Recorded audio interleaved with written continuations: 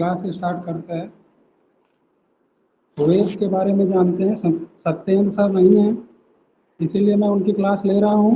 दोबारा सुन लीजिए, मैं आपको पढ़ाऊंगा वेद। तो हेडिंग डालिए आप लोग। सभ्यता पढ़ाई थी ना? जी मैम।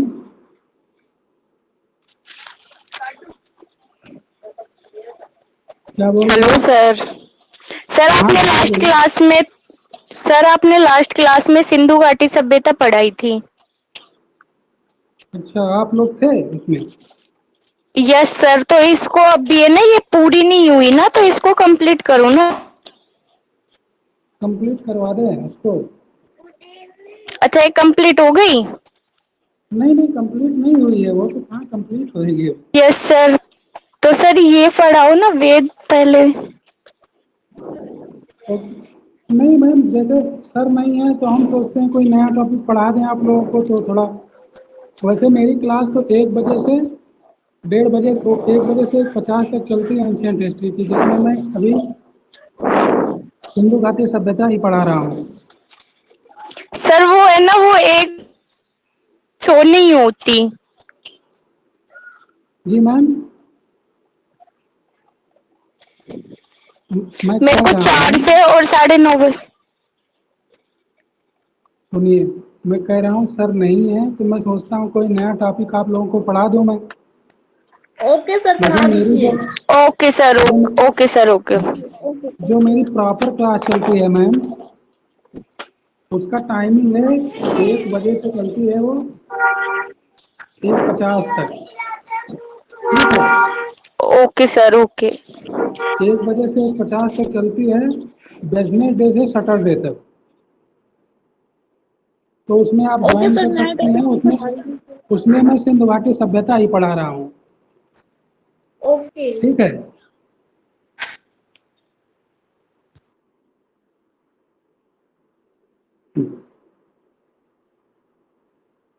ठीक है। तो मैं सोचता हूँ कोई, अब सर नहीं है तो हम सोच रहे हैं कोई नया चैप्टर पढ़ा दें, छोटा चैप्टर जो हो आप लोगों का कंप्लीट हो जाए। ठीक है, वेदों के बारे में थोड़ा जान भी लेंगे। ओके, लिखिए वेद, हेडिंग डालिए वेद।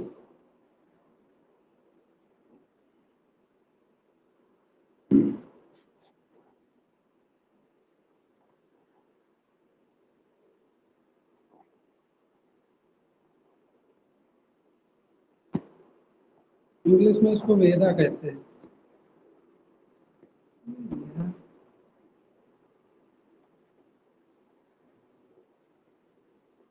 वेदा। तो इसमें सबसे पहले हम क्या लिखेंगे, पॉइंट लिखेंगे। These are the oldest religious script of India. Sorry, ये भारत के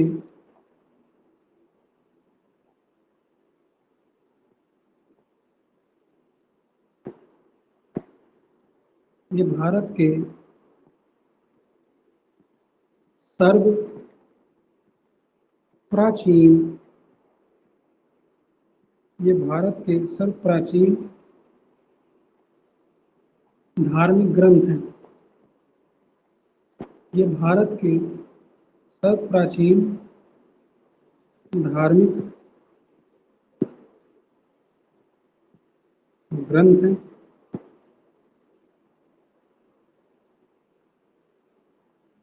वेदों की संख्या 4 है। वेदों की संख्या कितनी है? 4 है। इसी में हम लिखेंगे अभी थोड़ा। इसके संकलन कर्ता कौन है?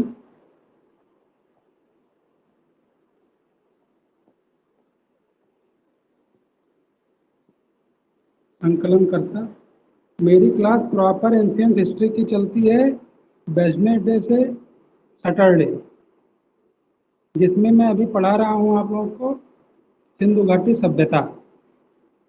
अभी हम वेद तक पहुंचे ही नहीं हैं, मतलब वैदिक सभ्यता तक।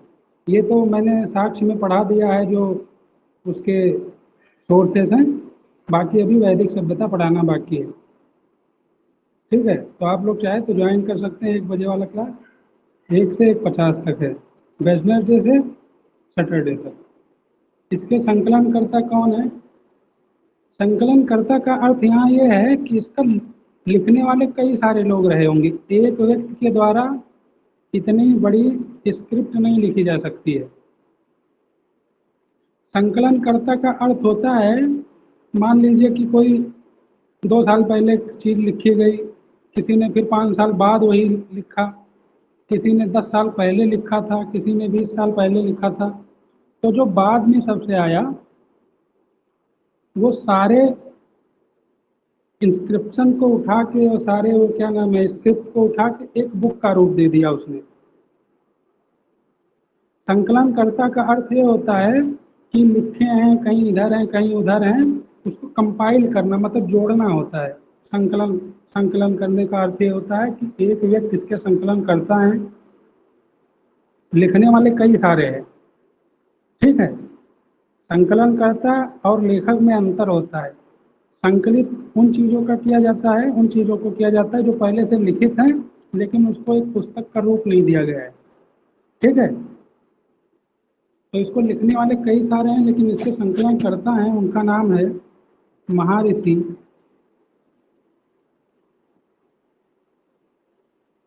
पीछे लिखता हूँ,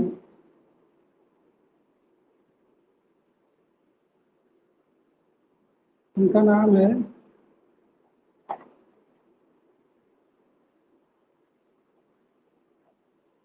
महर्षि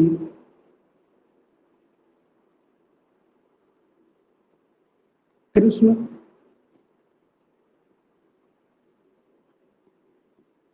द्वैपायन वेद व्यास।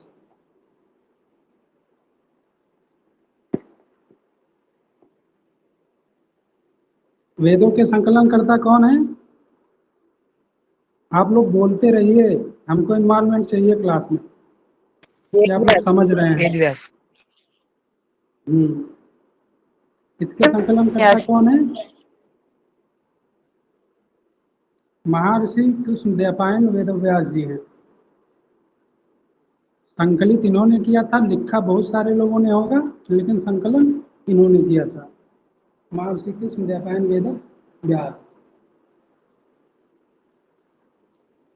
ठीक है, वेद का अर्थ होता है, वेद का अर्थ भी यही लिख देंगे,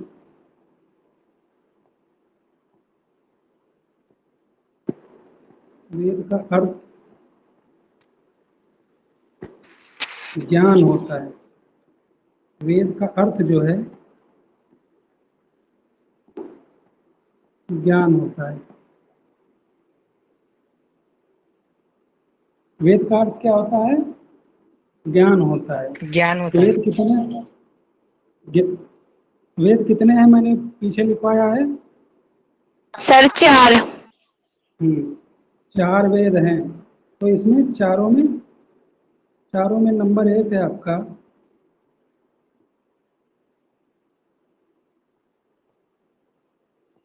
ऋग्वेद,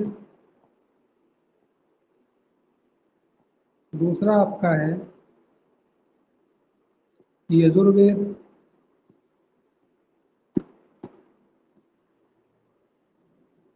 तीसरा आपका है सामवेद,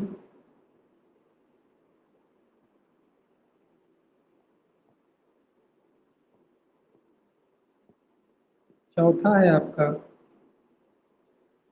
अथर्ववेद।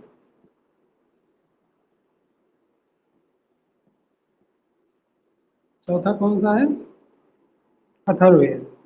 अथर्ववेद। ऋग्वेद वेद कितने प्रकार के हैं? 4 प्रकार के, जिसमें आपका ऋग्वेद आता है, यजुर्वेद आता है, सामवेद आता है और अथर्ववेद आता है। लिख लिए, लिखते रहिए साथ साथ में। Yes sir. तो सबसे पहले हम बात करेंगे ऋग्वेद की। सबसे पहले हम किसकी बात करेंगे? ऋग्वेद।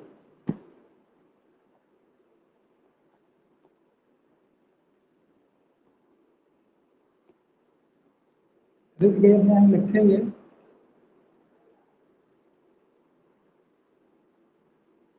यह सबसे प्राचीन वेद है, यह सबसे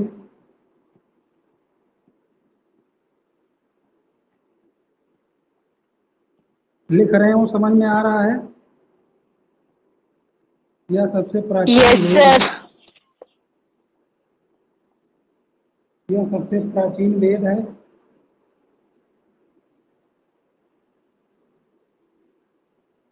इसकी रचना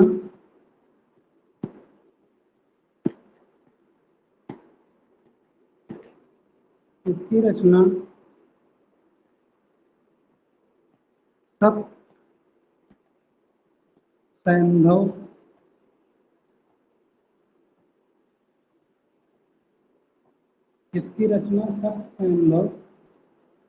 क्षेत्र में हुई।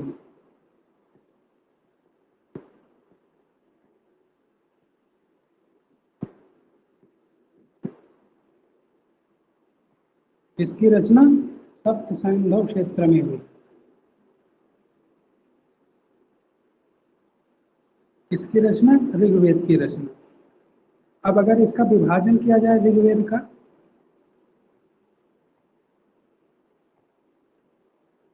विभाजन अगर किया जाए कितने भाग में विभाजित है, इसमें क्या क्या चीजें हैं, विभाजन किया जाए तो इसमें हम देखते हैं 10 मंडल हैं। मंडल का अर्थ यहाँ चैप्टर से है, समझे? आप लोग चैप्टर या अध्याय लिख सकते हैं, लेकिन मंडल लिखिएगा जरूर, ब्रैकेट में करके अध्याय या चैप्टर लिख सकते हैं। इसमें 10 मंडल हैं, 10 मंडल हैं। 1028 सूक्त हैं इसमें, 1028 सूक्त हैं।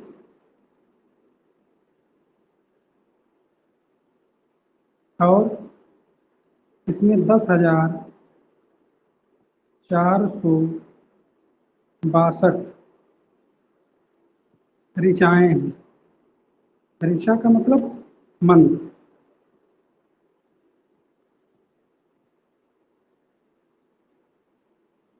ऋग्वेद का अगर हम विभाजन करेंगे तो इसमें 10 मंडल, 1028 सूक्त,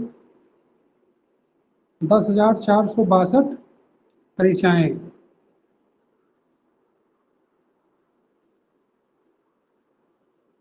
दस हजार 462 ऋचाएं हैं।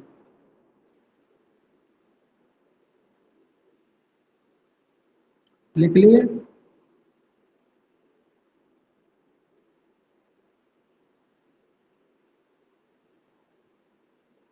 आप लोगों ने लिख लिया?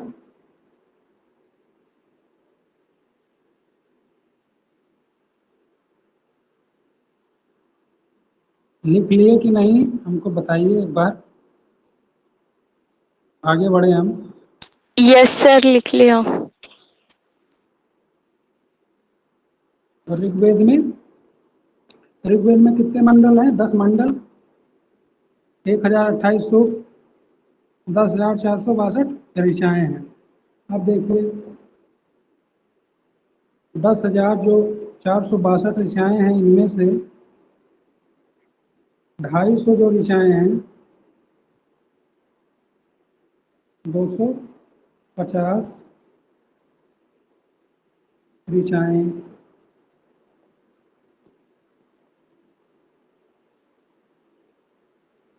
इंद्र को समर्पित है। इंद्र को समर्पित है या इंद्र के लिए लिखी गई हैं, एक ही बात है दोनों। इंद्र को समर्पित है। 200 ऋचाएं आपकी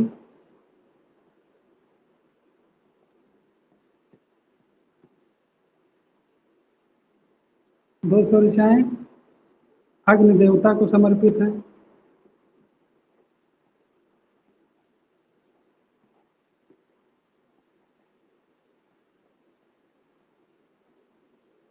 अग्नि देवता को समर्पित है। अग्नि देवता को समर्पित है।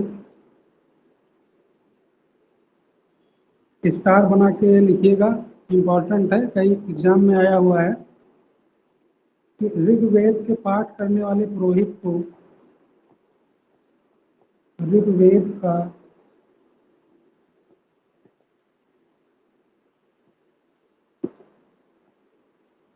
पाठ करने वाले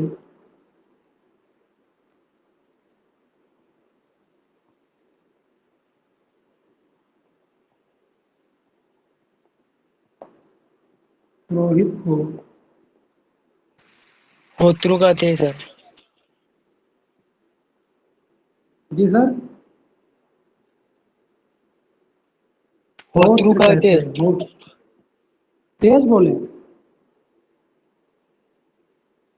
होत्रु कहते हैं। आपकी आवाज तेज आ नहीं रही सर।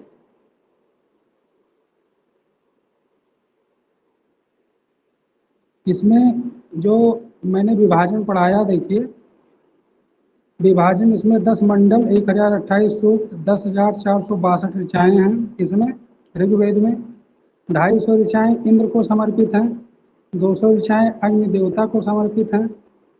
ऋग्वेद का पाठ करने वाले पुरोहित को होत्र कहते हैं। होत्र,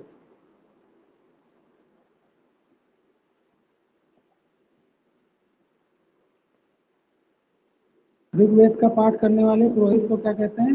होत्र। जो इसका पाठ करता है, पुरोहित है, इसका पंडित है, उसे हम लोग होत्र कहते हैं।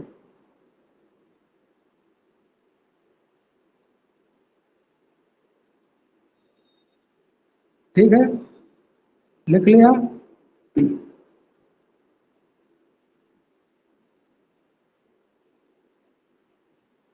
लिख लिया आप लोगों ने कि नहीं?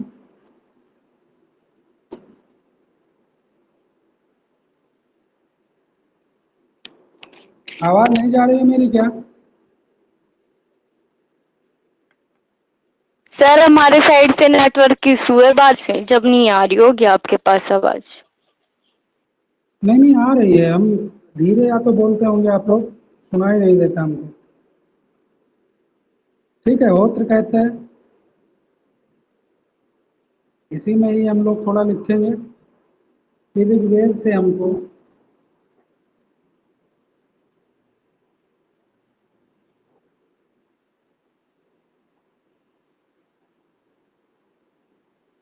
ऋग्वेद से भारत में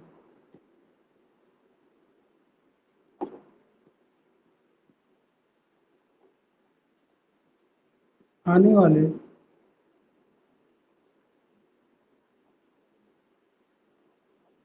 आर्यों के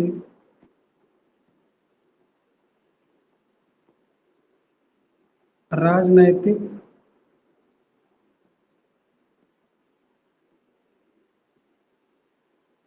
सामाजिक,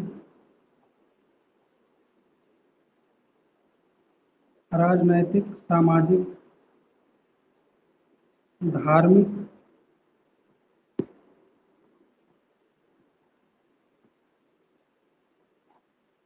धार्मिक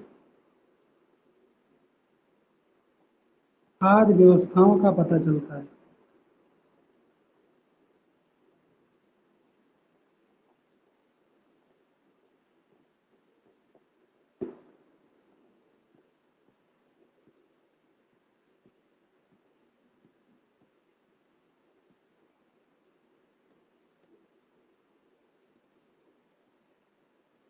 आदि व्यवस्थाओं का पता चलता है। ऋग्वेद से भारत में आने वाले आर्यों के राजनैतिक, सामाजिक, धार्मिक आदि, जैसे उनका राजनैतिक व्यवस्था क्या थी, सामाजिक व्यवस्था कैसी थी, धार्मिक जीवन कैसा था, किस धर्म के थे।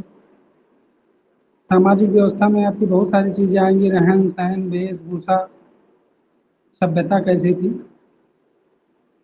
इन सब चीजों। आर्य कहाँ से आए थे वैसे? आर्य जो है सेंट्रल एशिया से या मध्य एशिया से आए थे। जो भारत में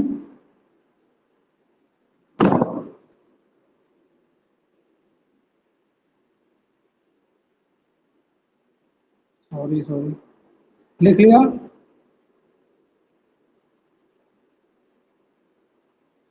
लिख लिया आप लोगों ने? Yes yes sir.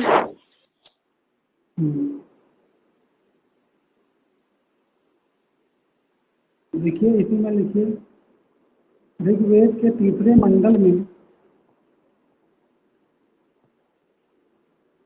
ऋग्वेद के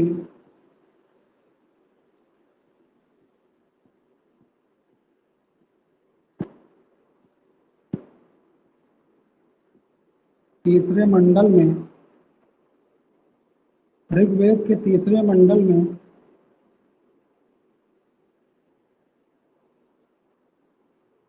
लिख लिया? ऋग्वेद के तीसरे मंडल में गायत्री मंत्र का उल्लेख है।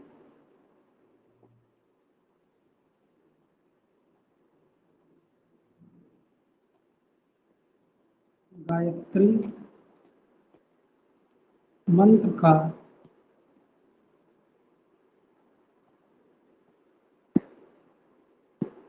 गायत्री मंत्र का उल्लेख है। गायत्री मंत्र आप लोग सुने होंगे, जिस परंपरा के होंगे, अगर सुने होंगे, ओम भूर्भुवः स्वः तत्सवितुर्वरेण्यं भर्गो देवस्य धीमहि यस सर। धियो यो न प्रचोदयात्। तो ये कहाँ लिखा गया है? ऋग्वेद के तीसरे मंडल में लिखा गया है। ऋग्वेद के तीसरे मंडल में गायत्री मंत्र का वर्णन किया गया है। गायत्री मंत्र के जो रचनाकार हैं,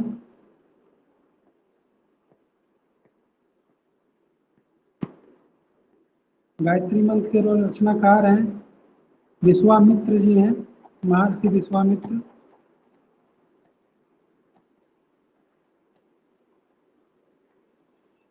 विश्वामित्र जी हैं। और ये गायत्री मंत्र किसको समर्पित है? सूर्य देवता को समर्पित है। सूर्य देवता के लिए गायत्री मंत्र का उल्लेख किया गया है, या गायत्री मंत्र लिखा गया है, सूर्य देवता को समर्पित।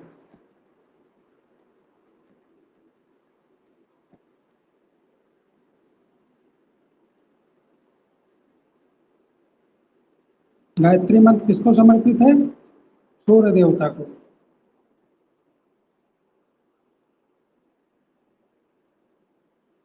ऋग्वेद का जो 8वां मंडल है, ये ऋग्वेद में ही सब लिखिएगा।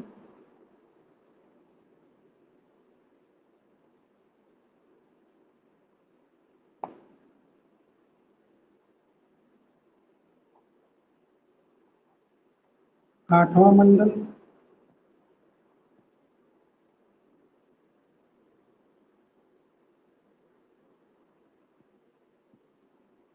ये हस्तलिखित है।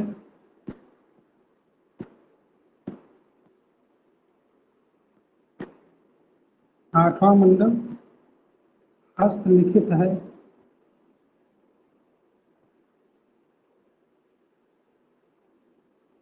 जिसे खिल कहते हैं। जिसे, ये क्वेश्चन आया हुआ यूपीएससी में, खिल क्या है? तो ऋग्वेद के 8वें मंडल में हस्तलिखित ऋचाओं का संग्रह, 8वें मंडल, जो 8वां मंडल है, ये हस्तलिखित है, जिसे खिल कहते हैं।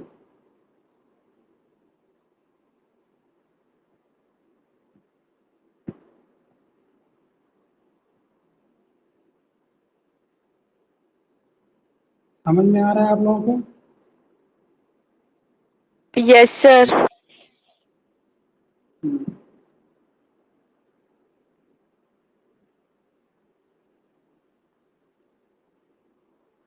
लिख लिए? Yes sir. चलिए इसी में आगे लिखिए, ऋग्वेद में ही 9वां मंडल जो है, इसका इंपॉर्टेंट चीजें लिखवा रहा हूँ। 9वां मंडल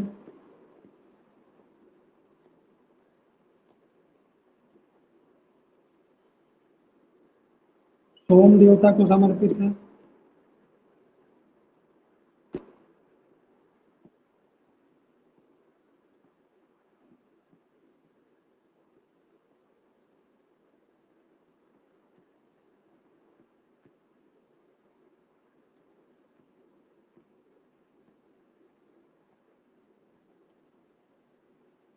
नौवां मंडल इसका सोम देवता को समर्पित है।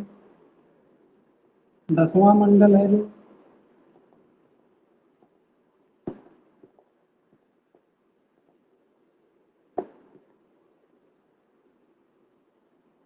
इसमें 4 वर्णों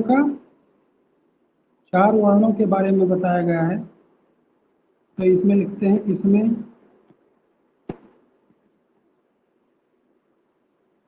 4 वर्णों का उल्लेख है।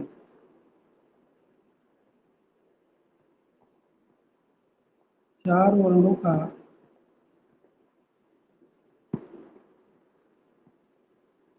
उल्लेख है। ऋग्वेद के 10वें मंडल में 4 वर्णों का उल्लेख है। 4 वर्ण कौन कौन से हैं, दिखवा देता हूँ। इसमें आपका ब्राह्मण आएगा,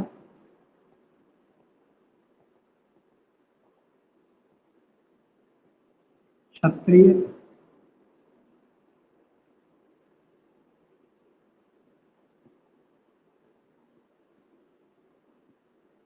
ब्राह्मण, क्षत्रिय, वैश्य और चौथा आपका कौन सा है, शूद्र।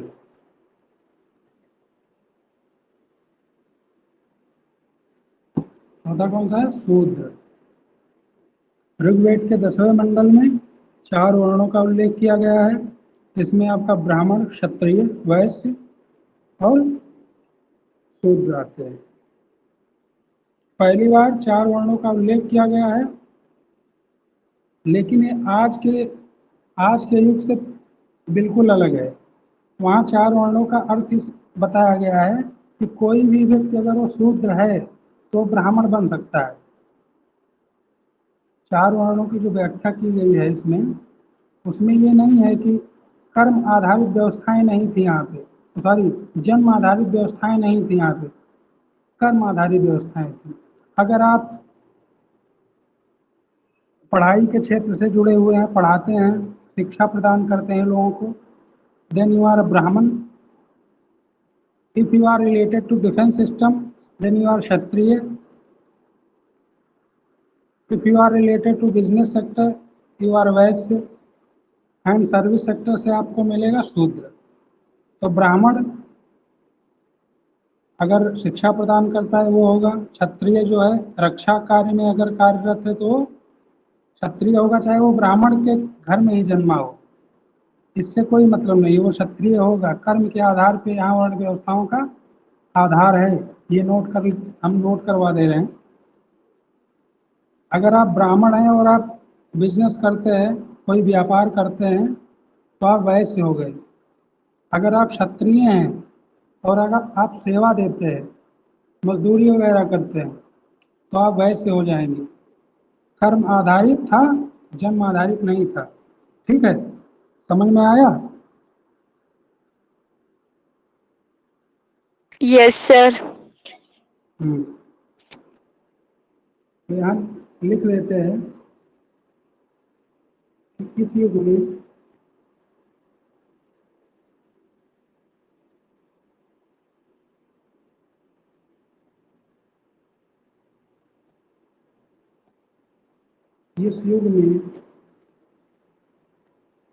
वर्ण व्यवस्था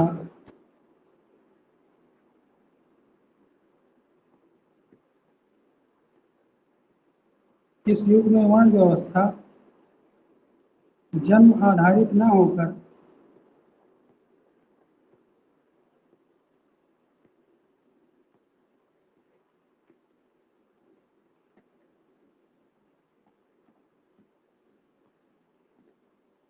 कर्म आधारित थी। आज देखिए, आज तो जन्म आधारित ही है।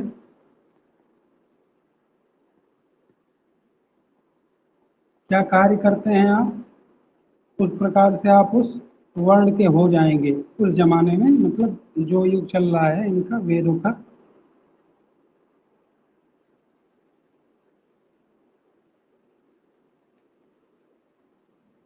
वेदों का युग लगभग आज से 1500 ईसा पूर्व से 600 ईसा पूर्व रहा होगा, मतलब था। ठीक है।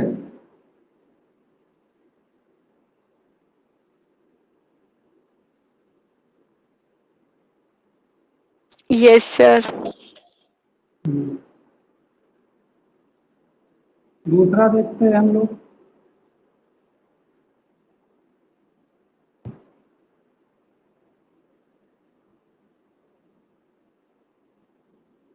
दूसरा कौन सा है आपका, बताइए। सर यजुर्वेद। यजुर्वेद।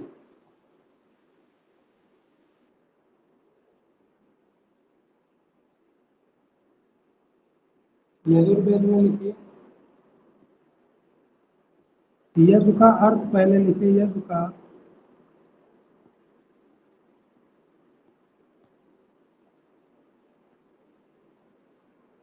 यजु का अर्थ यज्ञ से है। यजु का क्या अर्थ होता है, यज्ञ।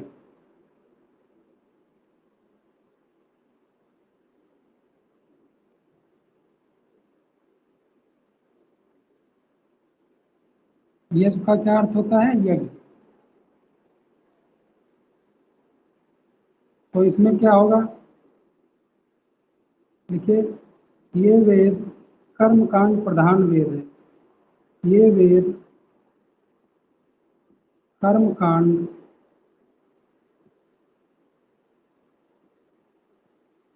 प्रधान वेद है।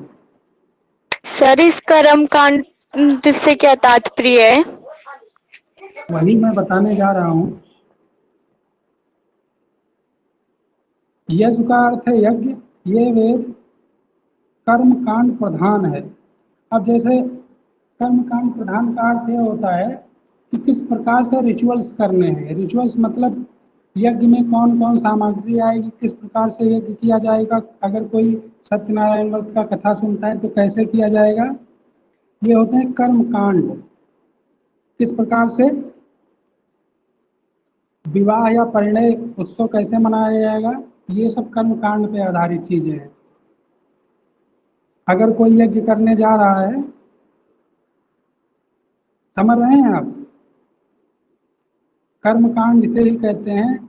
यज्ञ अगर आप करवा रहे हैं, कोई कथा सुन रहे हैं या छोटा मोटा कोई फंक्शन कर रहे हैं, तो उसमें यजुर्वेद में वो सारी चीजें विद्यमान है पहले से।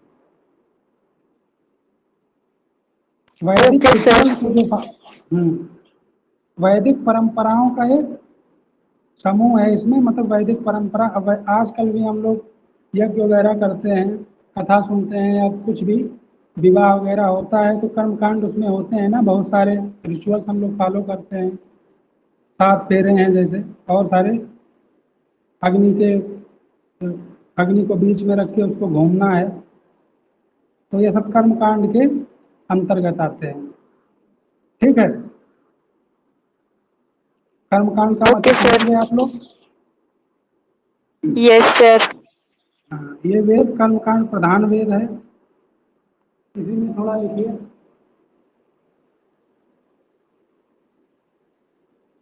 इसी में लिखिए यजुर्वेद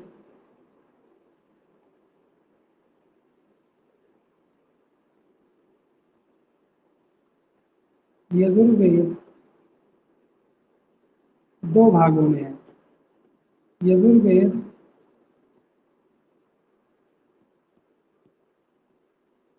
2 भागों में है। कितने भाग हैं इसके, 2 भाग। नंबर एक है आपका कृष्ण यजुर्वेद।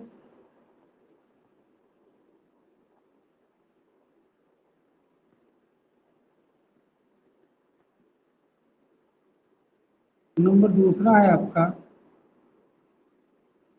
शुक्ल यजुर्वेद।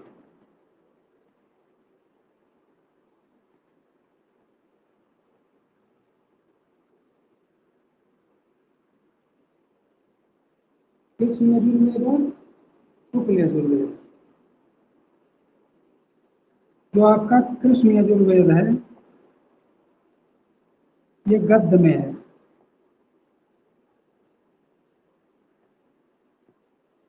कहानी नुमा गद्य में है। और जो आपका शुक्ल यजुर्वेद है ये पद्य में है, जैसे पोएट्री।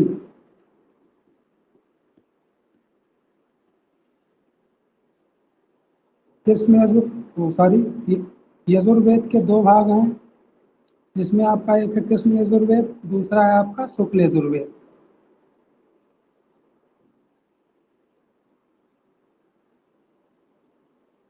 तो कृष्ण यजुर्वेद आपका गद्य में है और शुक्ल यजुर्वेद पद्य में है।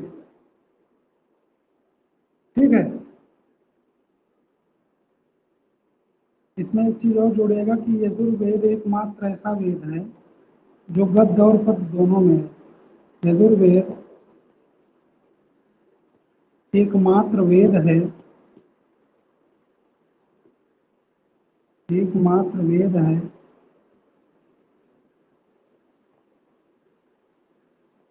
जो गद्य गद्य और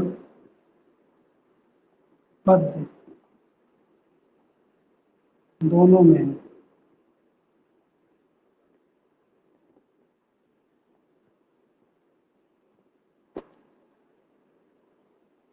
यजुर्वेद एकमात्र वेद है जो गद्य और पद्य दोनों में है।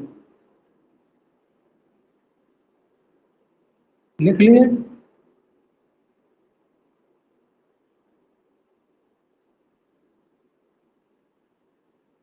लिख लिया आप लोग कि नहीं? Yes sir. यस सर, लिख लिया। इसमें एक पॉइंट और लिखिए, इसको पढ़ने वाले या इसका पाठ करने वाले, इसका पाठ करने वाले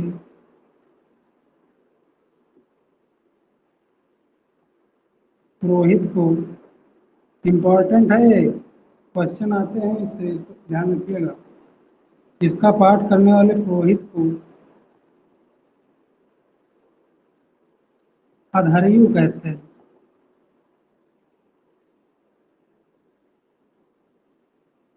सॉरी,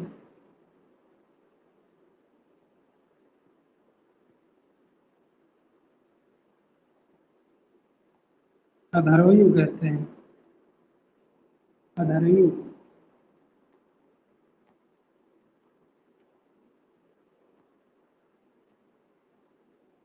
ऋग्वेद के पाठ करने वाले को क्या कहते हैं बताइए?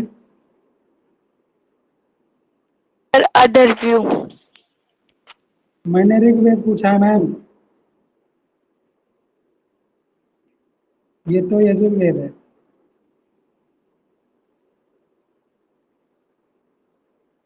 ऋग्वेद का सर खिल।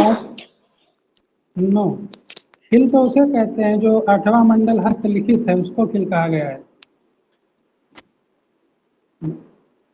सॉरी सर, तो आप ही बताओ। होत्र कहते हैं मैम, मैंने लिखवाया है कि सॉरी, ऋग्वेद का पाठ करने वाले पुरोहित को क्या कहते हैं? होत्र कहते हैं, लिखवाया है ना?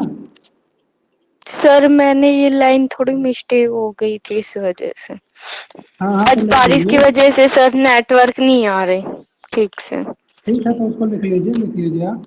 अगर गलती हो गई तो उसको सही कर लीजिए।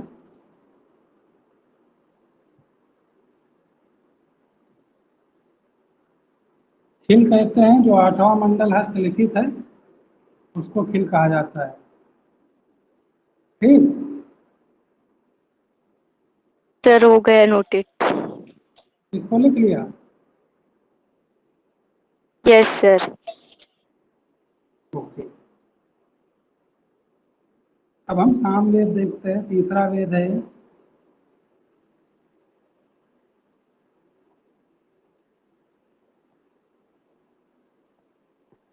सामवेद,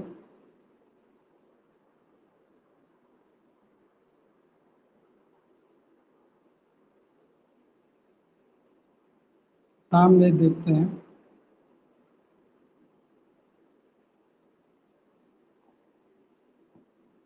तो सबसे पहले देखते हैं साम का अर्थ क्या होता है। साम का अर्थ होता है, इसका अर्थ होता है गान या गीत से, गान या गीत, गान या गीत। इसका अर्थ क्या होता है? Samaveda is related to melodies and chants, गान या गीत से।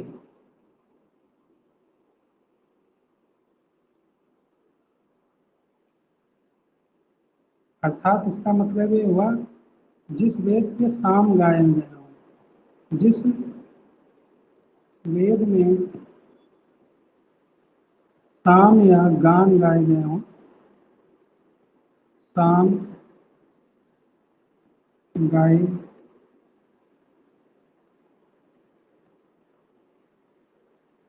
गए हों, उसे हम लोग क्या कहेंगे? साम वेद कहेंगे।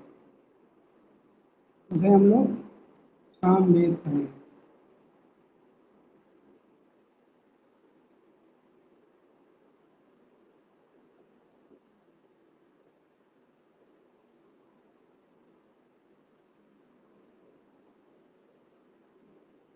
Is related to melodies and chants. ठीक है। पहली बार अगर इसमें गीत का बात हुआ है, पहली बार अगर गाने की बात की गई है, तो इसको हम क्या कहेंगे?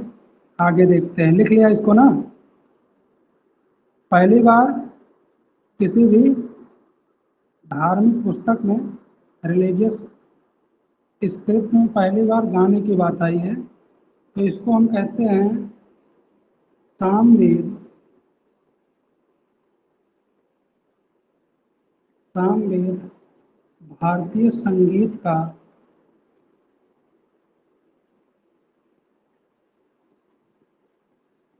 सामवेद भारतीय संगीत का जनक है। Samaveda is the father of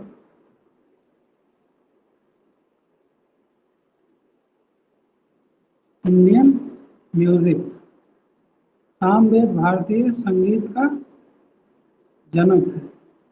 पहली बार इसमें गाने की बात की गई, इसीलिए इसको हम लोग भारतीय संगीत का जनक मानते हैं। ठीक है, समझ में आ रहा है?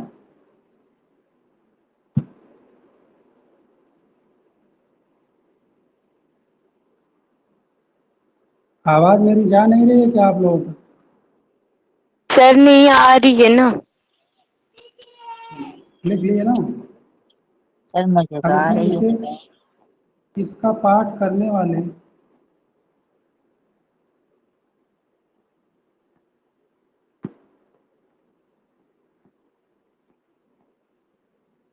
पुरोहित को, इसका पाठ करने वाले पुरोहित को उद्गाता कहते हैं। उद्गाता।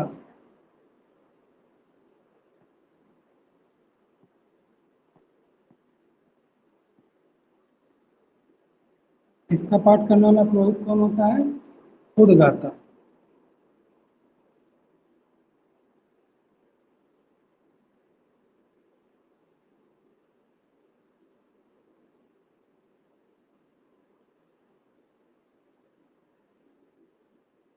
लिख लिए?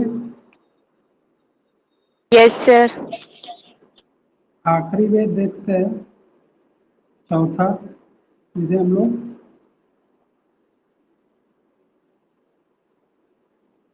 अथर्ववेद कहते हैं।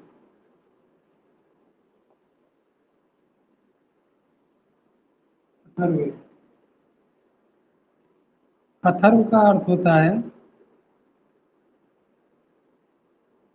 पवित्र, सॉरी,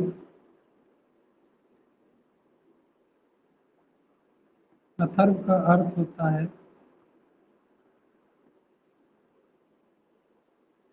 पवित्र या जादू।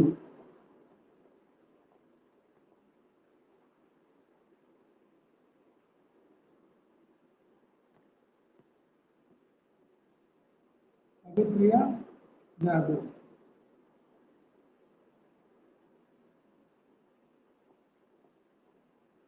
अथर्ववेद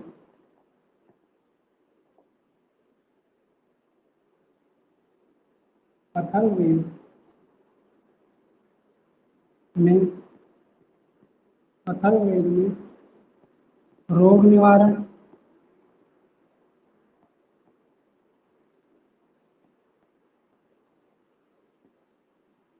रोग निवारण,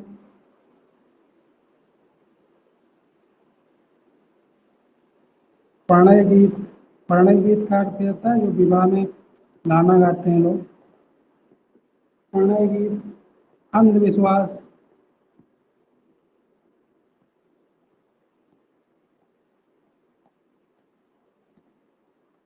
जादू टोना,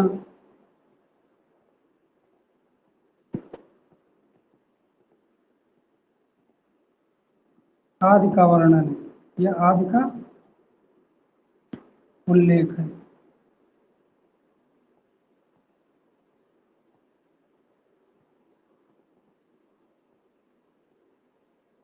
अथर्ववेद में रोग निवारण, प्रणय गीत, अंधविश्वास, जादू टोना आदि का उल्लेख है।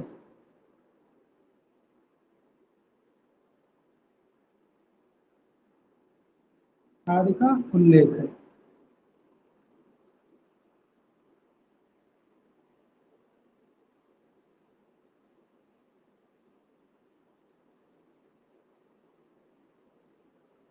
लिख लिया। इसमें एक इम्पॉर्टेंट पॉइंट लिखिएगा, अथर्ववेद में स्टार बना के इसको लिखिएगा। अथर्ववेद में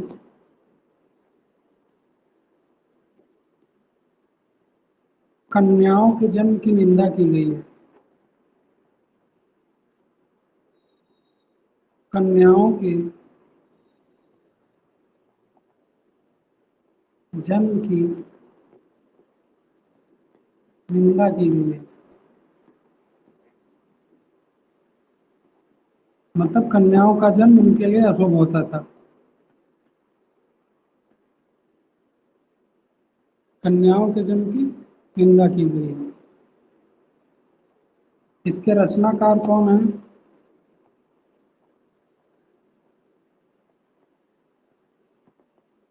खाली इन्हीं का नाम पता चला है जो अथर्ववेद की रचना किए हैं। इनका नाम है अथर्वा ऋषि।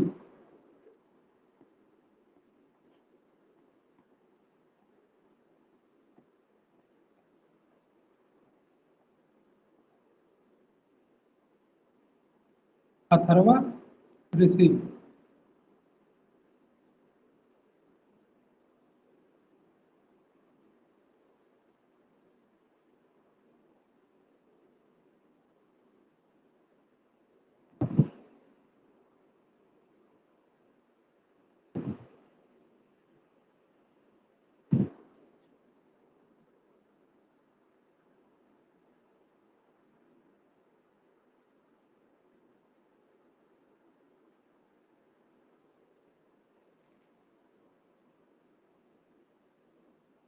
लिख लिया।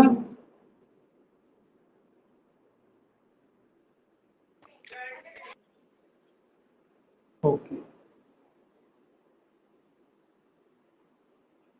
टाइम भी होने वाला है तो एक चीज इसमें लिखिएगा कि वेद है, उसके उपवेद भी हैं। यहाँ उपवेद लिखिएगा ऐसे, वेद और उपवेद। ऋग्वेद यहाँ लिखिए, ऋग्वेद। इसका उपवेद है आयुर्वेद।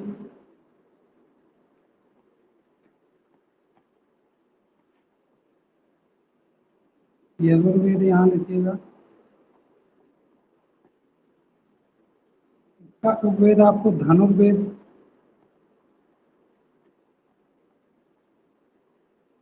धनुर्वेद, सामवेद, सामवेद का उपवेद है गांधर्व वेद।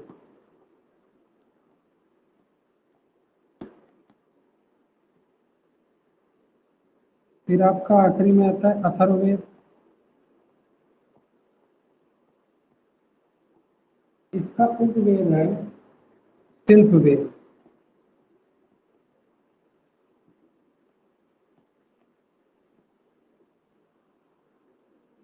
आयुर्वेद में अगर आप लिखना चाहें तो मैं बोल देता हूँ, लिख लीजिएगा। वेद उपवेद, ऋग्वेद का उपवेद कौन सा है? आयुर्वेद। आयुर्वेद चिकित्सा शास्त्र से संबंधित है। अगर आप लिखना चाहें तो ऐसे करके लिख लीजिएगा। आयुर्वेद चिकित्सा शास्त्र से संबंधित है। यजुर्वेद का उपवेद है धनुर्वेद। धनुर्वेद युद्ध कला से संबंधित है। सामवेद का उपवेद है आपका गांधर्व वेद, जो कला एवं संगीत से संबंधित है। अथर्ववेद का उपवेद है शिल्पवेद, जो आपका भवन निर्माण कला से संबंधित है। ठीक है, अगर लिखना चाहें तो लिख लीजिए। आयुर्वेद का अर्थ होता है चिकित्सा शास्त्र से संबंधित। धनुर्वेद का होता है आपका युद्ध कला से संबंधित। गांधर्व वेद का होता है कला एवं संगीत से संबंधित। और शिल्प वेद होता है आपका भवन निर्माण कला से संबंधित। आपका वेद खत्म हो गया, टाइम भी अभी है, तो मैं कुछ क्वेश्चन पूछूंगा, आप लोग जवाब देंगे। इसको लिख लिए? Yes sir.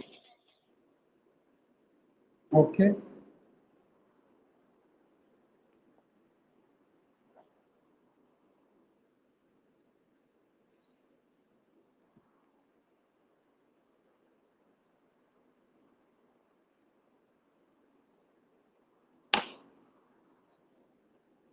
बताइए आप लोग, सबसे पुराना वेद कौन सा है?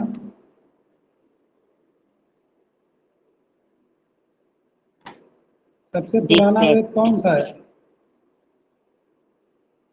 ऋग्वेद है सर। ऋग्वेद के पढ़ने वाले को क्या कहते हैं? होत्र। सर मंडल। ऋग्वेद के पढ़ने वाले पुरोहित को क्या कहा जाता है? होत्र। ऋग्वेद का जो पढ़ने वाला पुरोहित होता है उसको हम लोग होत्र कहते हैं। ठीक है। ऋग्वेद में कितने मंडल हैं? सर 10। वाले। 10। गायत्री मंत्र किसने लिखा है, ये बताइए सर मुझे। ऋग्वेद में। ऋग्वेद में ऋग्वेद लिखा में गया है, लिखा किसने है? किसने रचना की है ऋग्वेद को, गायत्री मंत्र की? सर विश्वामित्र। विश्वामित्र। विश्वामित्र ने की है। ये किसको समर्पित है, किसके लिए लिखा गया है? सर ये सूर्य देवता को। चलिए, तो ये कर्मकांड प्रधान कौन सा है? कर्मकांड प्रधान कौन सा वेद है?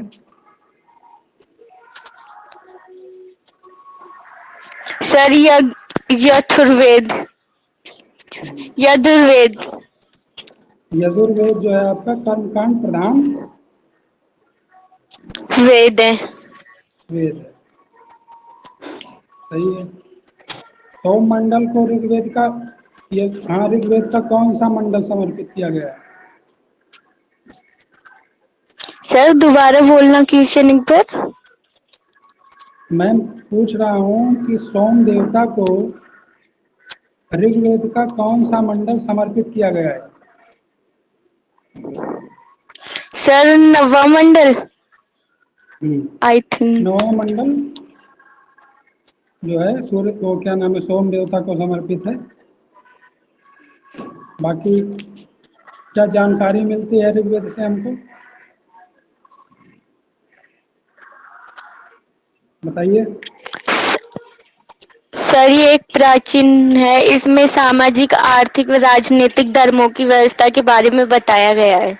सब लोग जवाब देते रहिए। ऋग्वेद के 10वें मंडल में क्या है ये बताइए हमको। क्या सर? ऋग्वेद के 10वें मंडल में क्या है? सर इसमें चार वर्णों का वर्णन किया गया है, जैसे शूद्र, ब्राह्मण, क्षत्रिय और वैश्य। ब्राह्मण, वैश्य। वैश्य और जो शूद्र। वर्ण व्यवस्था था वो कर्म आधारित था कि जन्म आधारित? कर्म आधारित थी सर। चलिए आप लोग रिवीजन करिए, कल से आपका क्लास कर लेंगे। मैं दोबारा बता देता हूँ, मेरी एंशिएंट हिस्ट्री की क्लास जो है 1 बजे से 1:50 तक चलती है दोपहर में। सर वो उस क्लास का है ना लिंक हमें मिलता ही नहीं है, तो कहाँ से ओपन करें हम? सर हमारे पास भी नहीं है। सर लिंक ही नहीं मिलता। तो आप लोग सर से बात कीजिए एक बार कि सर एंशिएंट हिस्ट्री जो सर पढ़ाते हैं 1 बजे वाला, उसमें जोड़ दीजिए हमको। वहाँ अभी मैं तो सिंधु घाटी सभ्यता पढ़ा रहा हूँ मैम, वही ओके चल रहा सर। है। हाँ, तो आप लोग चाहे तो ज्वाइन कर सकते हैं उसको, ठीक है। Okay sir. तो सर आप लोग जैसे जिसके पास नहीं है उसका लिंक, तो आप मैनेजमेंट से बात करके बोल दीजिए कि सर हमको जो है लिंक प्रोवाइड करवा दें, ठीक है। Okay sir. ओके। चलिए, थैंक यू एवरीवन।